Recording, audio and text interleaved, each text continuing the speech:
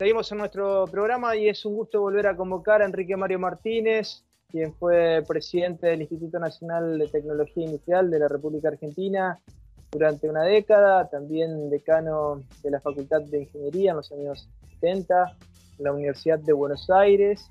Bueno, una vida dedicada a la política en distintos espacios y hoy actualmente tratando de llevar adelante distintas propuestas desde el Instituto para la Producción de Popular. Enrique, ¿cómo está? ¿Qué tal? Buenas tardes. Hace unos días el Instituto lanzó una serie de propuestas. Es un marco complejo el que vive nuestra Argentina, nuestra América Latina, y sin dudas hay muchos problemas que se entrecruzan, y hablando de lo estrictamente económico y político, bueno, hay una plataforma de ideas que ha lanzado el Instituto, que usted puede resumir en qué consiste y por qué esta propuesta, le agradeceríamos. Sí, cómo no. Nosotros en realidad venimos trabajando hace años en tratar de llevar al territorio, a la escala modesta que sea, situaciones que nosotros creemos aportan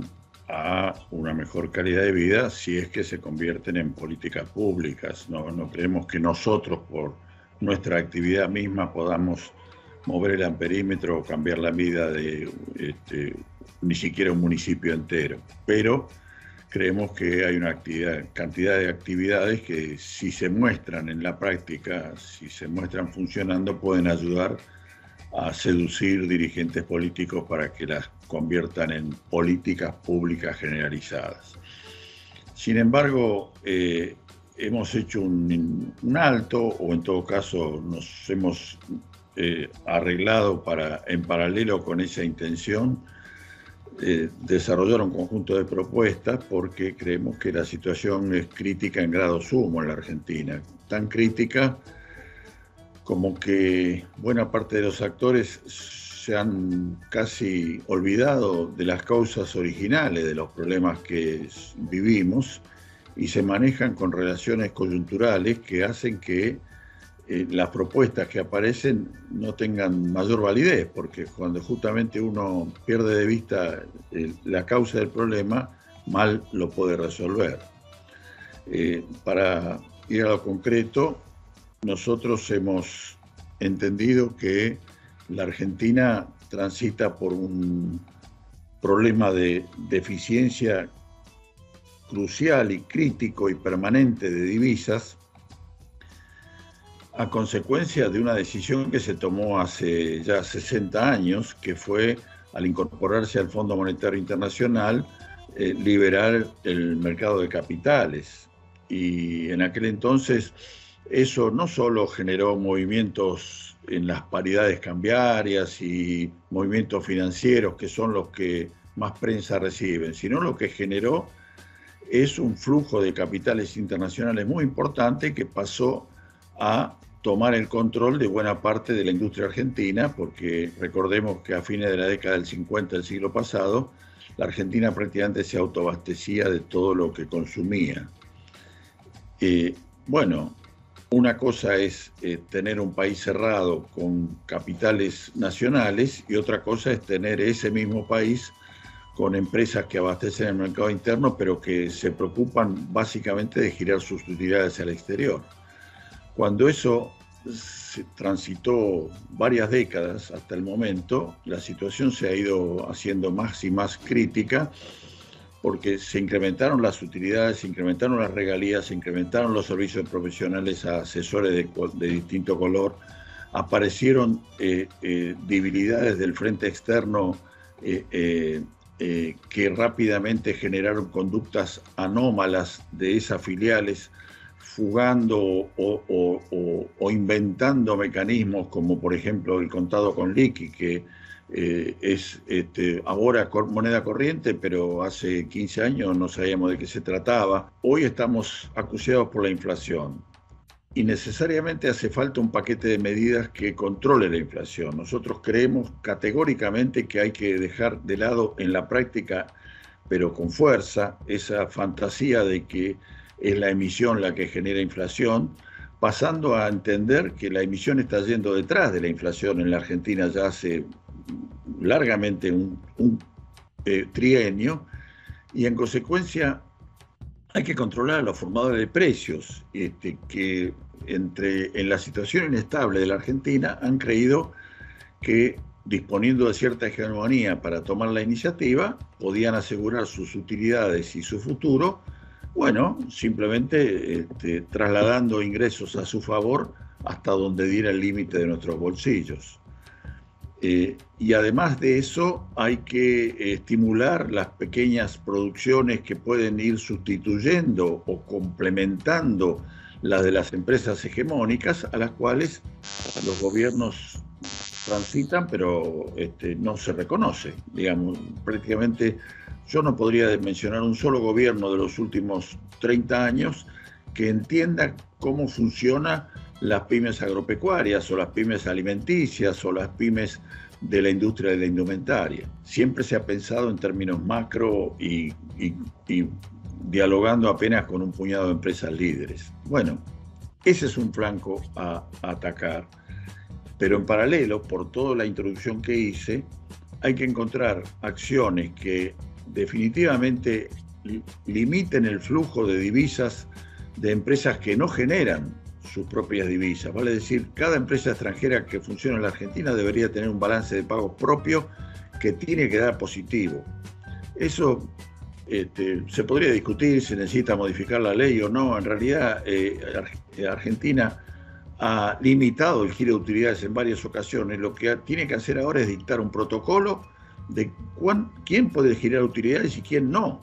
No puede ser que estemos invadidos por franquicias de cafeterías, de distribución de comida rápida en bicicleta, y todas esas actividades que son absolutamente cotidianas son un goteo incesante de divisas al exterior, sin ningún control, sin ninguna posibilidad de catalogarlos como peligrosos o como dañinos, y ni qué decir de quienes fabrican productos de limpieza, reemplazando los productos de limpieza que empresas argentinas hacían 20 años, y así podría seguir enumerando.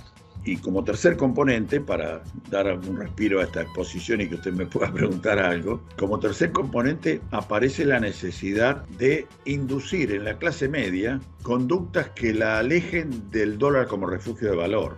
Ese es un comportamiento, diría, espontáneo, que se generó a partir del momento que se advirtió que el dólar era un bien escaso, que teníamos dificultades en el flanco externo. No es, como dicen algunos dirigentes políticos, incluso Cristina Kirchner, un hecho cultural en la Argentina. Es un hecho generado por la falta de divisas. Antes de esa falta de divisas, durante la gestión de Perón del siglo pasado, nadie conocía un dólar ni aspiraba a tenerlo.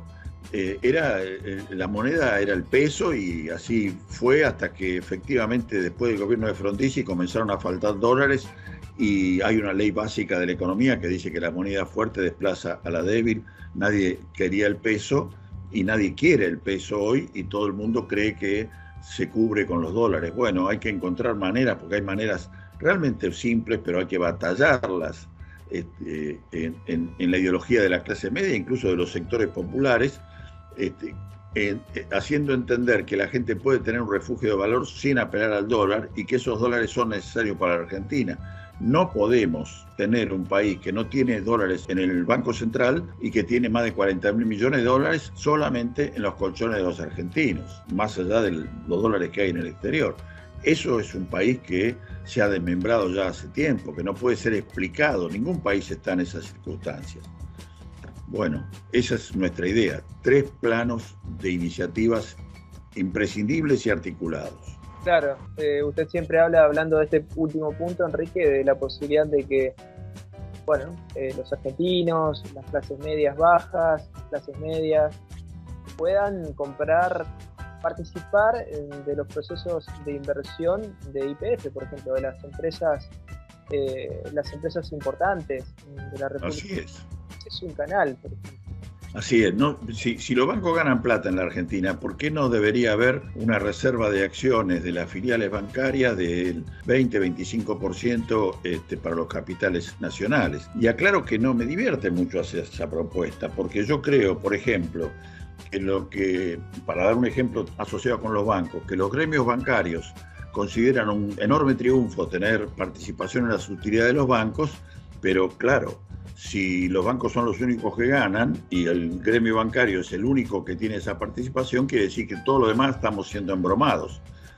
No es mi propuesta, no es que a la vez que los gremios ganen, los accionistas posibles de los bancos también ganen. Simplemente digo, alejémoslos del dólar y después vemos cómo equilibrar las opciones de conservación de valor de manera tal que tengan que ver con muchos negocios prósperos de la Argentina, de exportación de nuestros recursos naturales y de desarrollos industriales diversos, a los cuales hay que convocar a la gente y hacerlos participar, además de reconstruir la figura de las cédulas hipotecarias que son tan necesarias para la Argentina en un país con tanto déficit de vivienda, ¿no?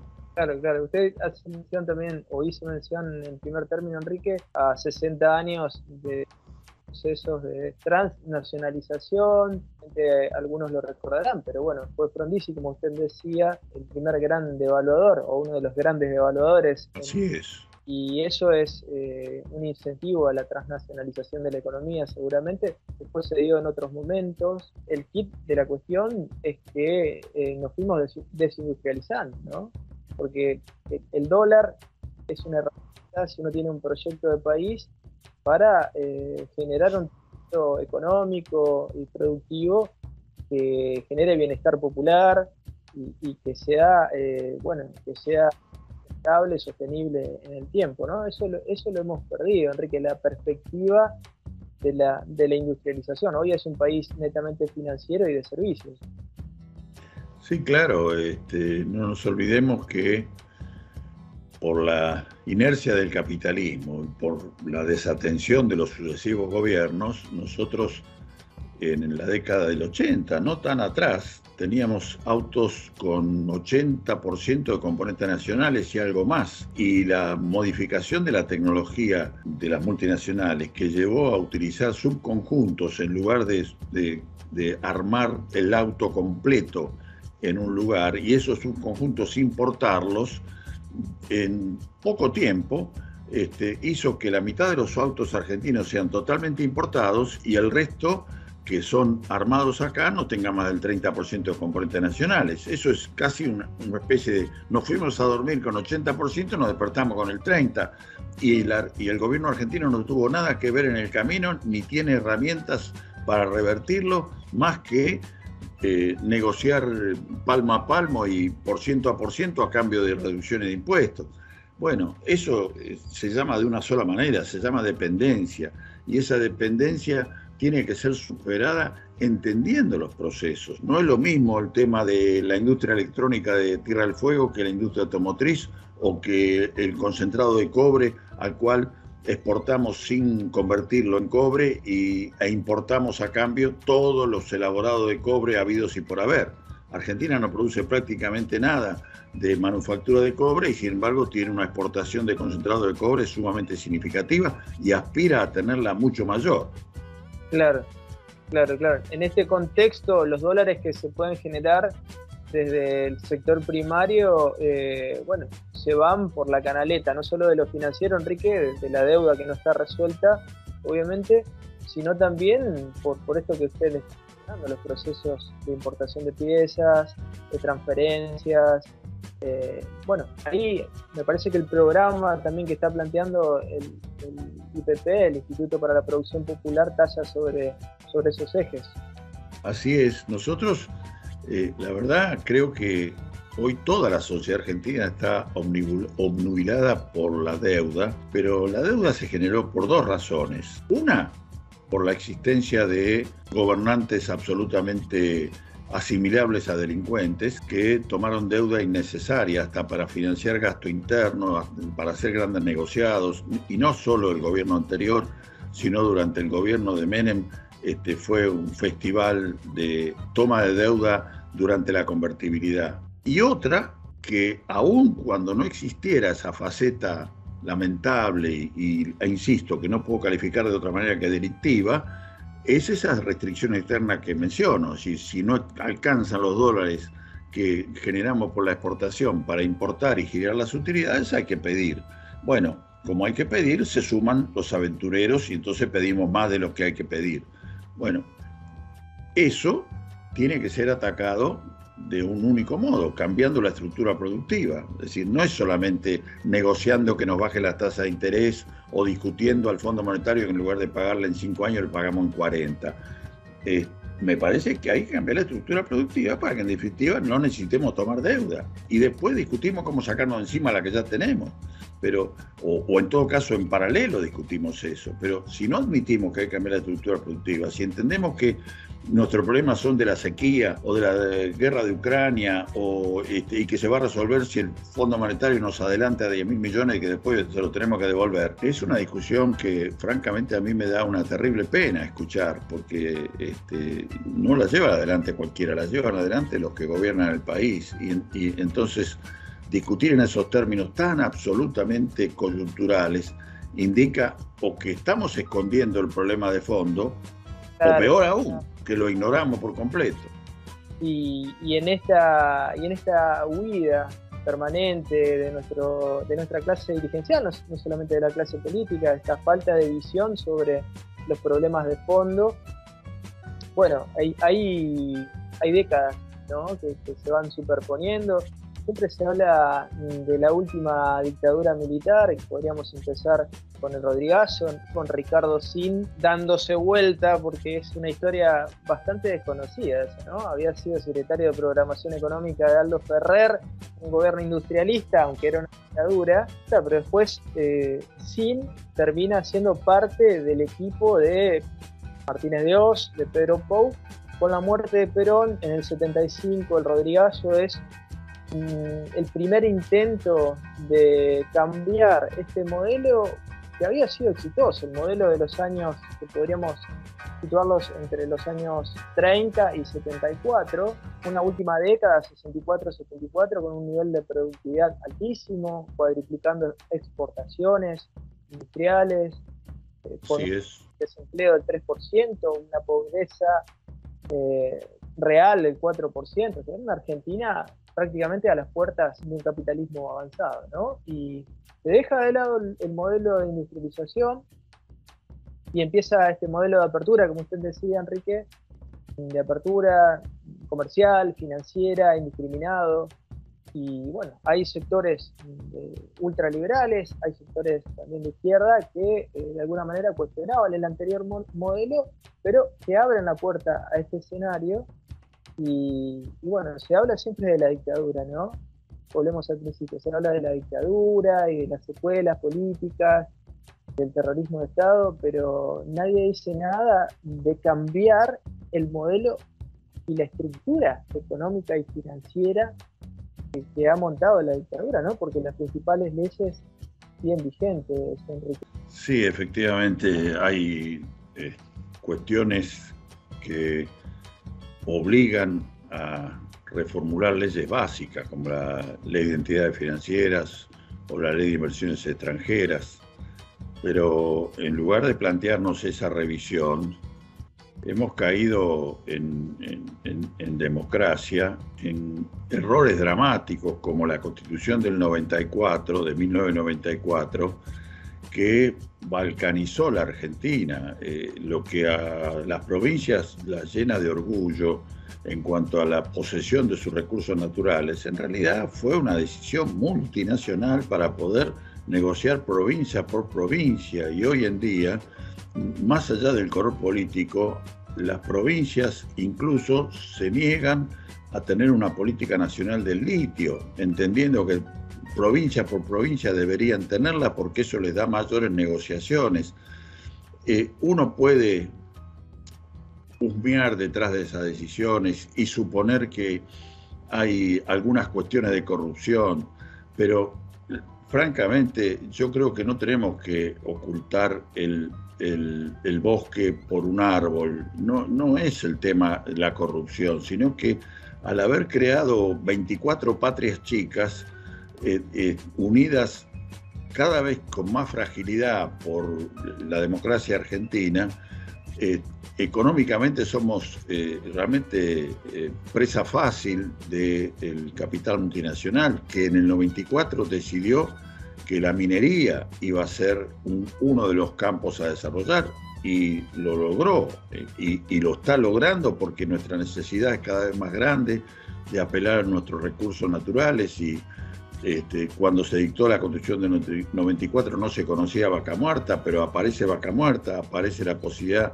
de la explotación offshore delante de las costas argentinas. Tenemos una inmensa riqueza natural a desarrollar todavía, y tenemos una fragilidad política que es apabullante, es apabullante. Yo lamentablemente a veces creo que como yo soy un hombre mayor que ya está llegando a la octava década, he tenido la posibilidad de conocer en vivo y en directo algunas cosas que luego recuerdo, y entonces resulta más fácil. Yo viví la década del 70 del siglo pasado, viví el menemismo, en fin, he vivido muchos años y esas cosas se graban en la memoria. Y leí muchísima historia, pero francamente viví también la historia contemporánea. Y cuando uno advierte gente, por ejemplo, Luis, de su generación, que no tiene idea de realmente de qué es lo que hizo Menem, o la descripción que usted acaba de hacer de las acciones del gobierno militar anterior, y son gobierno aparte, son funcionarios públicos y son aspirantes a presidente incluso, me parece que la dependencia está ganando batalla tras batalla. Nosotros tenemos un problema político de base, que es que creemos en personas porque son simpáticas, porque tienen autoridad, porque son de discurso abundante y florido, pero si no nos pueden describir estructuralmente de dónde venimos y a dónde queremos ir, no siquiera nos invitan por lo menos a mi generación, a la que ha recorrido todo ese camino, no nos pueden invitar a seguirlos, porque no hay forma de seguir a gente que realmente termina suponiendo que va a detener la inflación importando tomates.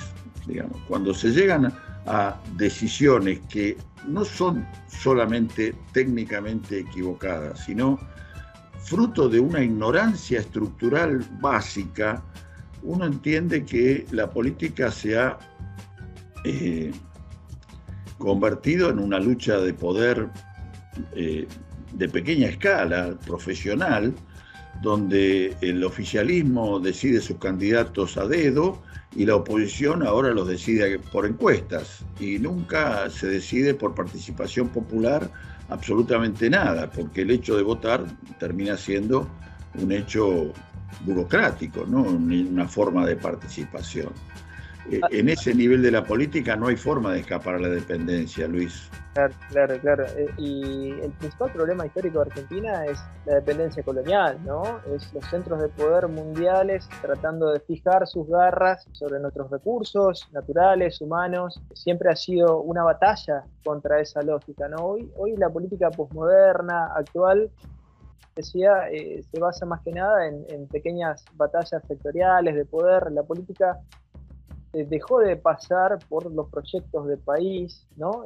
Esa mirada, uno tiene que pelear por el poder, pero si prescinde del proyecto de país, ahí estamos en un problema, ¿no? Y entrando en la situación latinoamericana y no solamente argentina, digo, el ejemplo de Boric es un ejemplo muy concreto de todo esto que usted estaba describiendo respecto al fracaso de una mirada socialdemócrata, ¿no? Podemos mencionar a muchos líderes, inclusive argentinos, post-dictadura, que, digamos, cabalgaron sobre el programa de la dictadura, pero no lo modificaron. Entonces, tarde o temprano, viene la crisis, Enrique. Sí, yo creo que a principios de siglo el Departamento de Estado de Estados Unidos, que es quien intenta fijar la política de la dependencia en todo este continente, fue sorprendido por una convergencia casi circunstancial de líderes que algunos tenían tradición como Lula y otros no tenían ningún conocimiento internacional como Néstor Kirchner, o tenían una característica muy caribeña que no los asumían como líderes continentales, como el comandante Chávez, pero que en definitiva confluyeron en una lógica común que llevaba a la posibilidad de pensar en modificar estructuras. Me parece que rápidamente el eje se ha consolidado en cuanto a tratar de no perder de vista la dependencia. El Fondo Monetario le prestó a la Argentina 45.000 millones de dólares, no para que el gobierno de Macri ganara las elecciones, sino para que nadie los pudiera devolver en las condiciones en que lo prestaron, y ganara quien ganara, quedáramos entrampados, para que no se repitiera la experiencia de cortar ese vínculo que hizo Néstor Kirchner. Es decir, hay decisiones que son estratégicas del otro lado y acá las miramos como puramente circunstanciales. Yo creo que no estoy planteando un tema en términos confabulatorios. Pienso que si no entendemos cómo se construye la propia identidad, bueno, vamos a estar tratando de encontrar el dólar perdido claro, permanentemente. Claro, claro, y además entramos en batallas menores, Enrique, que pueden ser justas, digo, por la clase que está planteando algunos temas en la agenda, pero al no tocar los problemas de fondo, la dependencia colonial, todo se agrava, ¿no? Así es. Es decir, que un poco lo que le pasó a Boric con una agenda política de inclusión, mencionando temas vinculados a las minorías, que por supuesto que no están mal, que son temas necesarios, justos, pero en un punto, pero al no atacar los temas de fondo, bueno, tarde o temprano esto termina explotando, Enrique, ¿no? Sí, además hay que tener presente que ese gobierno chileno asumió con la decisión de hacer buena letra burocrática, buena letra en términos de la cultura de la derecha, lo cual es irrealizable, ¿no? Yo por eso trato de mirar poco los panoramas internacionales, porque es bastante lamentable criticar permanentemente a nuestro gobierno en función de lo que hizo algún otro, ¿no? Es decir, la derecha lo usa habitualmente y nosotros no deberíamos repetir esa conducta, por lo menos todo el tiempo, pero en todo caso sí ver quiénes son los que están caminando en la dirección adecuada. Yo en este momento respeto mucho las cosas que está haciendo Petro en Colombia, y sigo respetando mucho la evolución de la revolución venezolana, porque más allá de los tremendos problemas económicos que ha tenido y que sigue teniendo a consecuencia del bloqueo norteamericano, han conseguido resultados sociales sumamente importantes, y la forma en que los está planteando Petro en Colombia llevan a repetir esos resultados, y lo cual es bienvenido. Nada de eso deberíamos simplemente copiarlo, simplemente deberíamos entender que el secreto tal vez está en la coherencia y en la tenacidad con que se busca la independencia, y nada se podrá conseguir en términos de subordinación al capital multinacional. Ahora, hablando de lo político, también es interesante, Enrique, más allá del programa que plantea el IPP para corregir los problemas estructurales de Argentina, también hay que entender que va a ser muy difícil que solamente un sector, una fracción del sistema político, del sistema dirigencial pueda encararlo, ¿no? Si uno piensa por el camino de la unidad, por el camino de la convergencia, estamos en una economía de guerra. 10% del poder popular, 20%, pongámosle, no va a poder surfear las problemáticas estructurales que tiene la República Argentina. Urge, de alguna manera, sentarse y dejar de lado esta política permanente o esta estrategia permanente de la división y de la grieta, Enrique. Digamos, diferencias vamos a tener siempre, ¿no? Pero si no buscamos un camino común va a ser difícil. Bueno, en realidad esa es la razón por la que nosotros ponemos mucho énfasis en que no basta con tener un esquema que limite la total libertad que hoy disponen las empresas hegemónicas. No basta controlar a las empresas multinacionales, sino que hay que ganar para ese proyecto a buena parte de la clase media y los sectores populares que han perdido de referencia a un gobierno. Hoy en día la política argentina no transmite sensación de que hay un gobierno que se hace cargo del destino de las mayorías. Simplemente les explicamos que algún día van a estar mejor y no terminamos de ni siquiera mostrar cuál va a ser la manera de que eso se consiga. Yo creo que de manera muy importante hay que tener instrumentos para la clase media, instrumentos para los sectores populares que están a la mano en nuestro conjunto de propuestas. Básicamente creemos que hay una cantidad de cosas que entusiasmarían a la clase media. No imaginamos que alguien lo va a tomar 100%, pero hay varias de esas cosas que sí serían positivas. Y bueno, realmente es absolutamente imprescindible. Si yo estos días estoy diciendo que hay una famosa frase del peronismo que es gobernar es crear trabajo, que hoy debe ser reemplazado por gobernar es crear esperanza. Me parece que justamente la esperanza, por supuesto, se crea en parte generando trabajo, pero hay muchas más cosas en una crisis tan profunda que podrían recuperar la fe en que algo va a ser mejor mañana. Si la gente no lo piensa, empiezan a aparecer las opciones payasescas que estamos viendo hoy en la política argentina, que son de décima, que siempre sostuve que no van a tener ninguna repercusión electoral más que la que genera la televisión, que permanentemente se pone a discutir estupideces propuestas por ese payaso, pero y algún día entenderemos por qué sucede eso. Pero más allá del payaso, lo importante es que hay gente que adhiere, sea un 10, un 8, un 15%, a esa posición de romper todo, lisa y llanamente porque no cree que alguien lo esté conteniendo. Ese es el motivo más obvio, digamos. Claro, claro. Hay razones políticas, hay razones ideológicas. Recién mencionábamos el tema de la grieta. Y bueno, esto venía de la mano de la idea de la hegemonía, Enrique, y francamente es algo para debatir, ¿no? Porque de la mano de ese concepto del bueno y el malo, por así decirlo, no ha habido resultados importantes, ¿no? Cuando en la historia argentina hubo otros caminos y hubo grandeza también. Usted mencionaba la idea de gobernar es crear trabajo, gobernar es poblar, bueno, tantos momentos que construyó una Argentina que potencia, ¿no? Que construyó una educación de primer nivel internacional, que construyó una sociedad dinámica. Bueno, es hora de volver a construir en nosotros, Enrique. Para aquellos que quieran estudiar en detalle el programa del Instituto para la Producción Popular para atacar estos problemas estructurales, para pensar el momento que estamos viviendo, ¿cómo lo pueden hacer, Enrique? Bueno, los documentos centrales que nosotros hemos difundido están en nuestra hoja web, que es produccionpopular.org.ar. Allí está ese documento reciente que se publicó incluso en un diario de gran tirada de Buenos Aires el 30 de abril.